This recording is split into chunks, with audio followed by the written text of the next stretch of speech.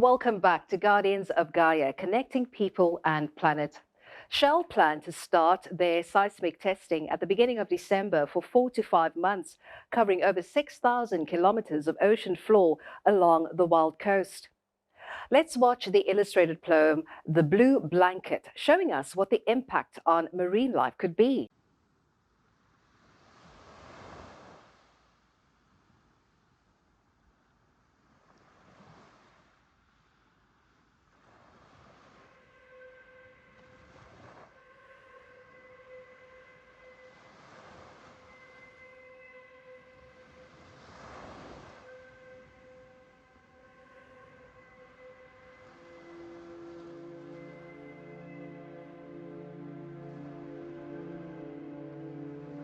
When you see us from the shore, we become a blue blanket bending towards the horizon. You think, what a beautiful view. See how those waves build and fall like ice melting. Over the millions of years of our existence, we have watched you come and go in all your forms. We have blessed the warriors of the Amagriha, the Amadlambe, the Amaqunukwebe, the Amampondo.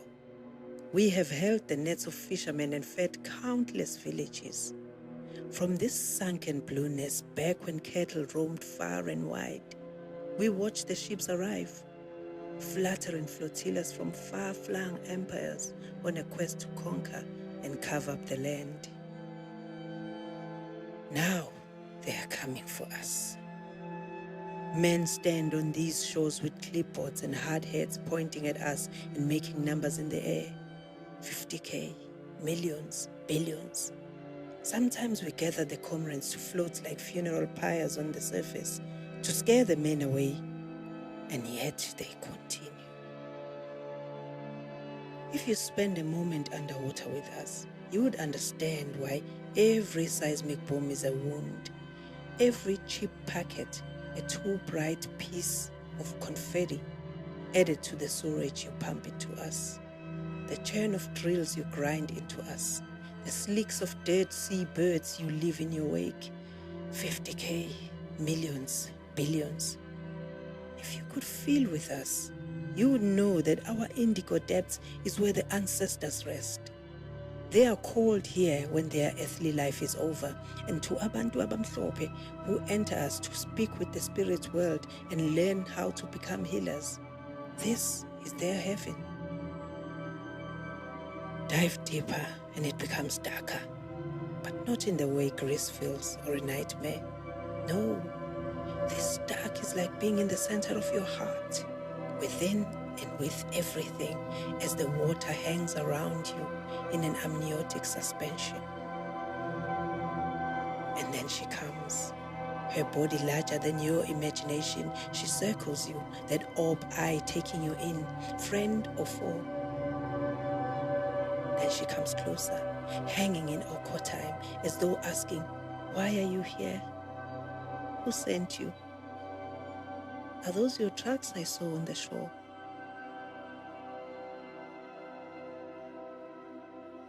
We have thrown blue over her during every birth. We have given her remote caves for every grief. We have held her in the air for joy and corralled the creel. But now, sure,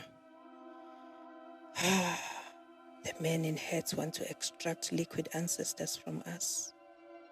Puffed up with greed, with numbers for eyes, they want to blast us with air guns all day and night, while the rest of the world turns its back on fossilized fuels. How have your leaders allowed this? What are promises at climate conferences when they are so blatantly broken? How many kilometers of the ancestral realm will need to be disturbed before you rethink your futures?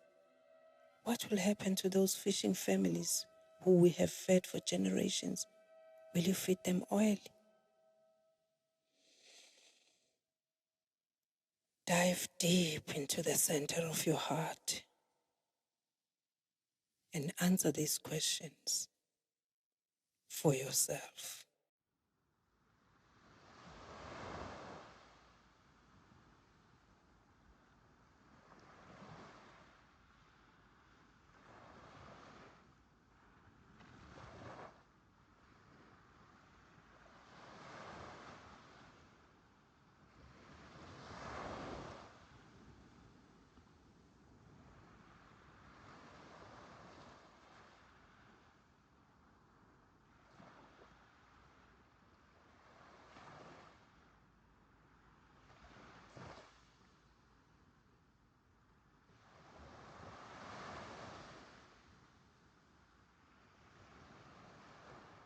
We spoke with organizations who have been protesting Shell, submitting objections, and have now filed an urgent interim interdict to stop Shell's testing. So what they did was they filed an urgent interdict.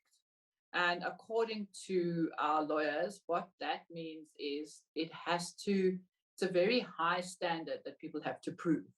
So they had to prove irreparable harm from the seismic testing. Now you can imagine if a whale or a large animal is killed by the blasting, it's likely to even go to the bottom of the ocean, or we're talking quite a way out in the deep water. So it could also be that it's eaten by other animals before you can find the body. So in order to prove irreparable harm, you need to take a more ecosystem approach.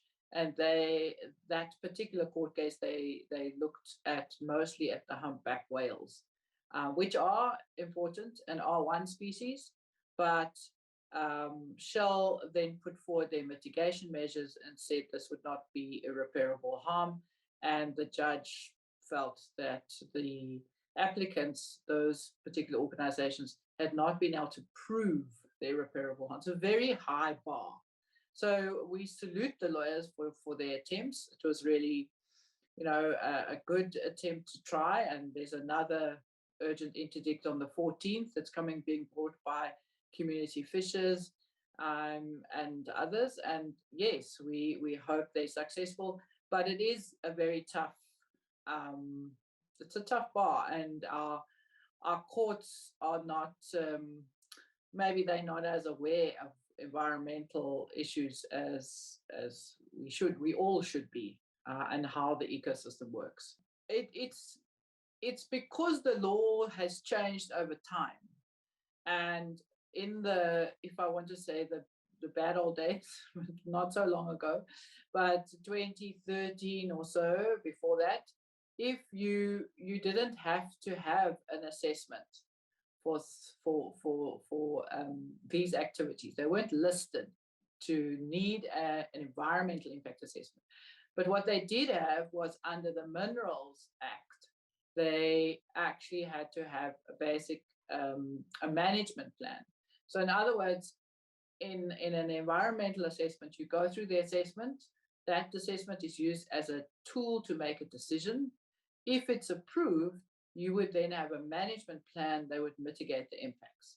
In the Mineral Resources and Petroleum Development Act, it comes up as just an EMPR, in other words, a management plan. So that was the problem. So in that, the law has now changed, but it's changed and it's updated very recently. And so really, I mean, it's almost like there was a loophole over this. So some of the arguments that the legal teams are making is about the fact that since 2013, 2014 and going forward, obviously science has changed, and whatever basic assessment was done for these kinds of permits needs to be redone as an environmental assessment.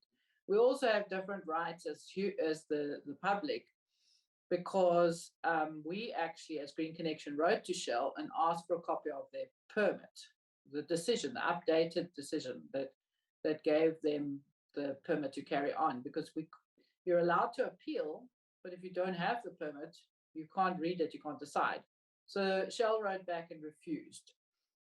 So this makes it very difficult, because even if you get a copy of the permit, you have 30 days to appeal, but there's no part of that law that suspends the activity from carrying on while you are appealing. So the only way to stop it then is to go for an urgent interdict, for which you have to work very fast, and you may not be sufficiently prepared to win. You will have to take the chance, and this is what happened here. So when we're looking at NEMA and environmental law, if you put in an appeal, then the activity stops until the appeal has been decided. For example, like the car power ships that are sitting there waiting for the appeal to be decided, to know if they can proceed. So these are different systems, and we believe that the Minerals Act system is very old-fashioned, and that actually all environmental authorization should come through the Department of Environment Affairs or Forestry, Fisheries, Environment, whatever it is at the moment, but not to have a department that promotes actively activities that impact negatively on the environment to actually then make decisions around the environmental harm. We just think that's a conflict of interest. Over the last couple of years, what we've realized, we're building awareness, obviously, with people who are around the coast, is that this whole idea of going for more oil and gas is just the wrong direction, because we don't need more oil and gas. The global reports say we don't need more oil and gas. We have a real climate crisis. And so, what is the point of allowing the damaging seismic survey testing phase when we don't need the oil and gas anyway? So, we believe there should be a moratorium on the seismic blasting, and that we need a good body of science to give us some of the details of what is happening in the ocean, so that whatever human activities we think we're going to be doing there, we should actually be able to have a sound basis. And if we don't have enough information, then we must say no. For me, right now, Shell is clearly, for example, doing it for the money they're going to get out of oil and gas. So I think that the people of South Africa need to show Shell that we are not going to buy their petrol.